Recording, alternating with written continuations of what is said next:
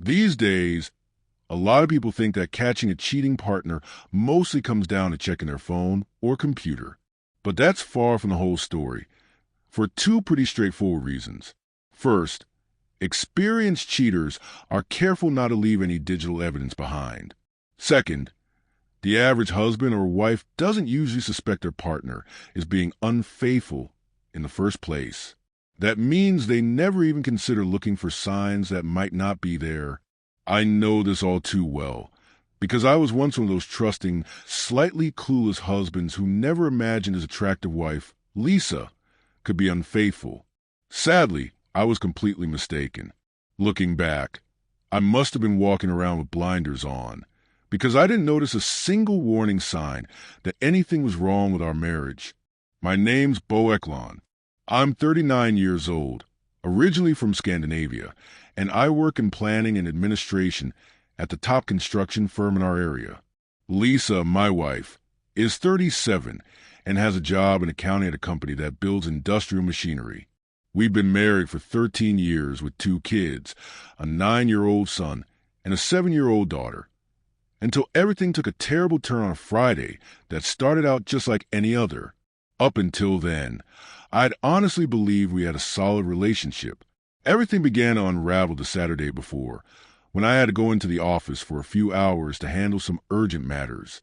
In return, I took the following Friday off. Naturally, Lisa gave me a long to-do list to keep me occupied while she was at work. But once the kids had gone to school, I decided to ignore her list. I figured it'd be more helpful to get the house ready since we had two other families coming over for dinner that night. After vacuuming the living room, I moved on to polish the mirrors in our cocktail cabinet. I wanted everything to look perfect for our guests. That cabinet usually holds 8 bottles of Scotch malt whiskey from various distilleries and 6 crystal tumblers. That's when something odd caught my eye. One of the glasses had clearly been used. That struck me as strange because I distinctly remember that just a day before, I had changed a burnt-out light bulb inside the cabinet, and all the glasses had been untouched. I'm not the kind of guy who leaves dirty glasses behind, especially not in that cabinet. So, someone had to have been in our house the previous day, and they had definitely helped themselves to some whiskey. Lisa and I had left for work at the same time, and I'd returned before she did. So, whoever was must have been there while both of us were away. But who on earth breaks into someone's home just to pour a glass of whiskey and leave without taking anything else? Confused, I began inspecting all the doors, windows, and locks for any signs of forced entry. I also checked to see if anything valuable had gone missing, but everything was in its place. That's when another possibility hit me. Maybe Lisa had stopped by the house briefly with someone. Still, it was strange she hadn't mentioned it, unless I wasn't meant to know. That realization hit me like a bolt of lightning. I rushed to the bedroom to look for anything out of place, but came up empty. Then I checked the spare room. That's when things started to click. The pillow and bed sheets showed signs of recent use, which was strange. Lisa's sister had stayed there months ago and hadn't been back since. Looking closer, I spotted 2 long strands of dark brown hair on the pillow, along with a small dried stain in the center of the sheet. Without hesitation, I swapped out the pillowcase and removed the sheet. I cut out the stained portion and tossed the rest into a garbage bag. Then I grabbed my magnifying glass and compared the hair I'd found with a strand from Lisa's hairbrush. They were a perfect match. Since Lisa's sister is a blonde, those dark hairs couldn't have been hers. There was no doubt. Someone had used that bed the previous day, and Lisa had been part of it. Her gym session that evening must have kept her from cleaning up properly, and she probably wasn't too worried about the spare room since I never checked it. If I hadn't spotted that used glass, I would still be living in blissful ignorance. Lisa had never left a dirty glass in the cabinet before, so it seemed likely that her guest had poured himself a drink while waiting for her, and she hadn't known. There was no way I could carry on like nothing had happened, especially not with guests coming over. So I picked up the phone and made 2 awkward calls to cancel dinner plans. Our friends were understandably confused. After that, I scribbled a short note and left it on the kitchen table. It read, Lisa, due to a serious matter, I've canceled tonight's dinner. I'll be away for a while. B. I didn't go into any detail. No mention of what the issue was, where I was headed, or how long I'd be gone. But Lisa's not a fool. The clean bedding on the spare bed would have told her enough. I packed a suitcase with clothes and my laptop, locked up the house, turned off my phone, and drove off. I ended up booking a room at a popular hotel along the Baltic coast. Once I got there, I hit the gym, took a swim, had some dinner, and spent a few hours at the bar.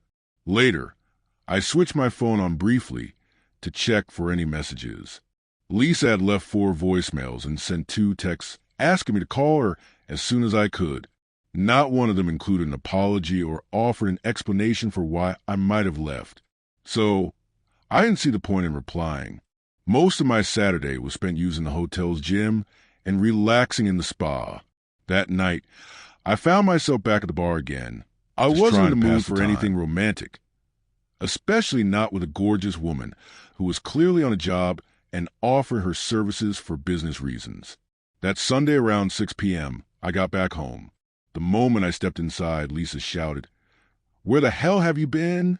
As soon as she saw me, she demanded, "Who is he?" I stayed composed and responded, "Who?" She yelled louder, "The creep you brought here Thursday.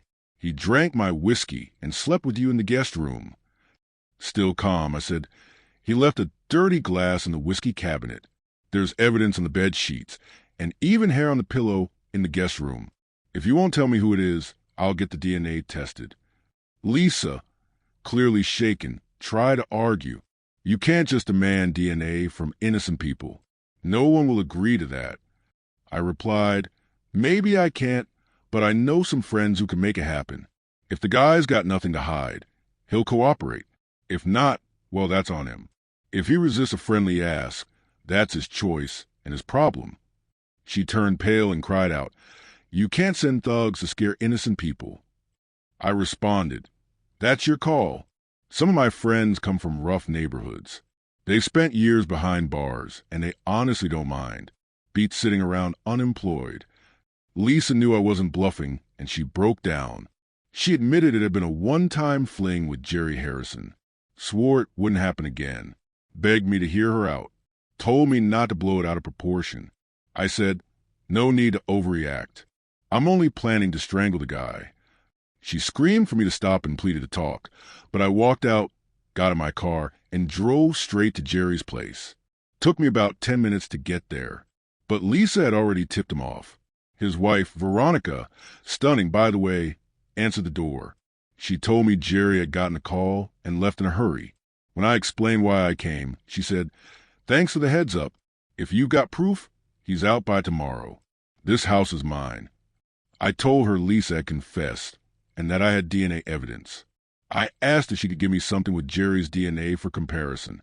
Without hesitation, she pulled a used handkerchief from the laundry basket and said she'd keep me updated.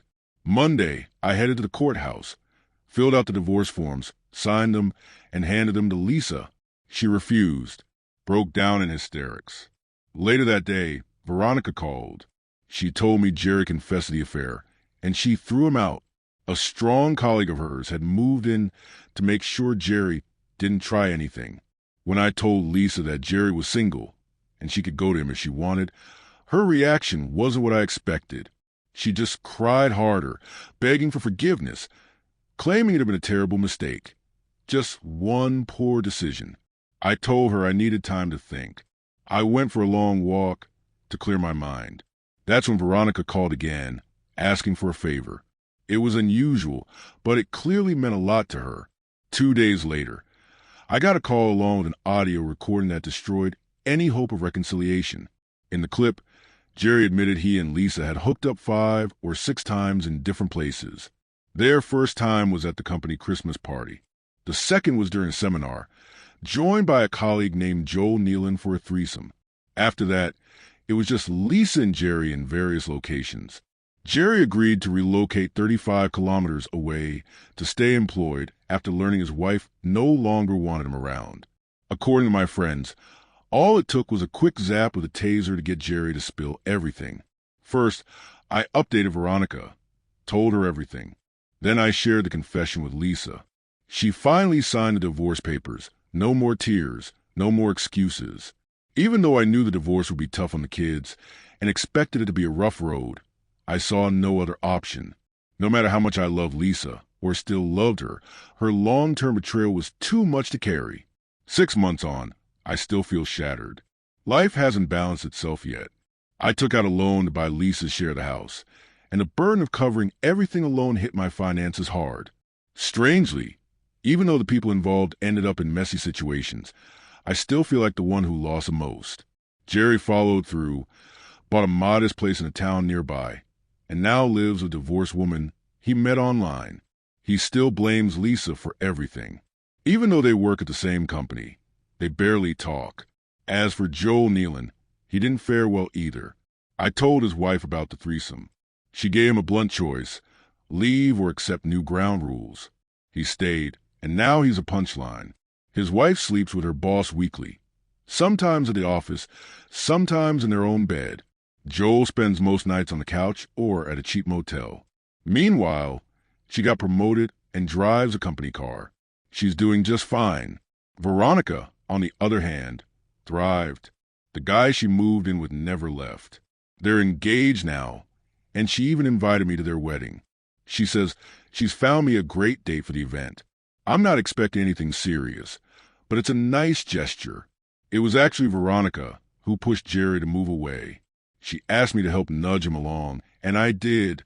She even paid my friends well for their part, and in return, I got some critical info about Lisa and Jerry's affair.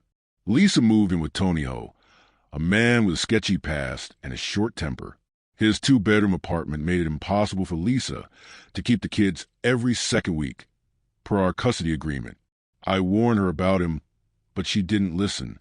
Things got ugly after Lisa refused to give Tony money from a house sale.